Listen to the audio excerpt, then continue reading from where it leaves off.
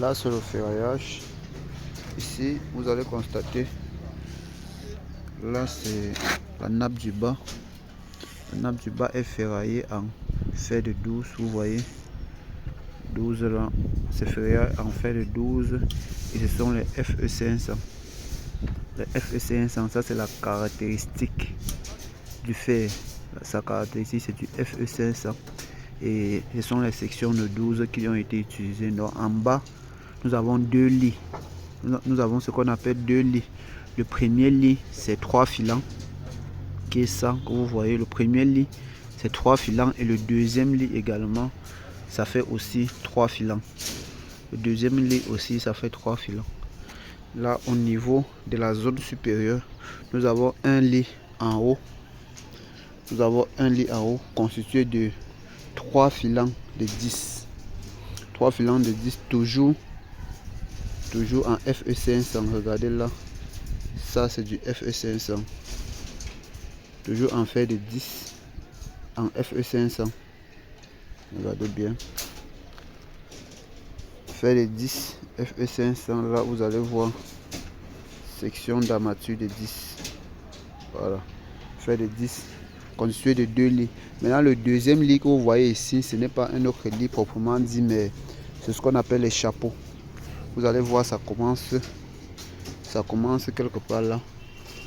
Quelque part là. Les chapeaux, si vous ne connaissez pas ce que c'est que les chapeaux, vous pouvez poser votre question. Je vais vous l'expliquer dans la section des commentaires.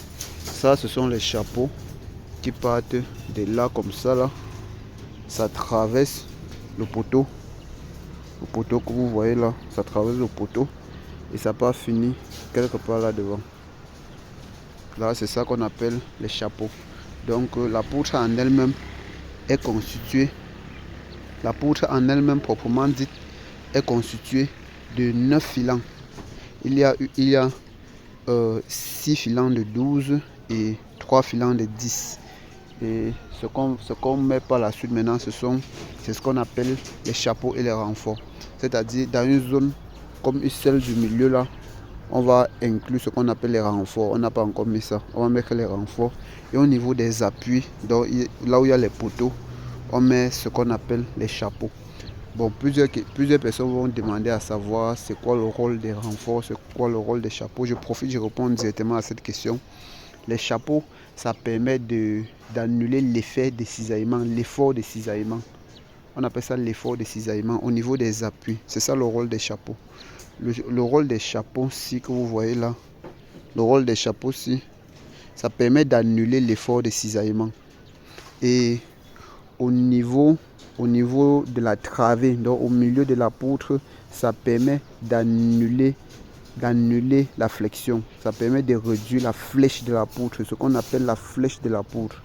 Ça permet de réduire la flèche de la poutre. Au niveau de l'appui, le chapeau permet de réduire ce qu'on appelle le cisaillement. Donc, si vous avez besoin d'autres informations, faites-moi savoir en commentaire. Je prendrai le soin de vous répondre. Merci de suivre la petite vidéo. Si vous n'êtes pas encore abonné, je vous invite vivement à vous abonner, également à partager pour aider le maximum de personnes à découvrir ce que nous faisons et à en apprendre davantage.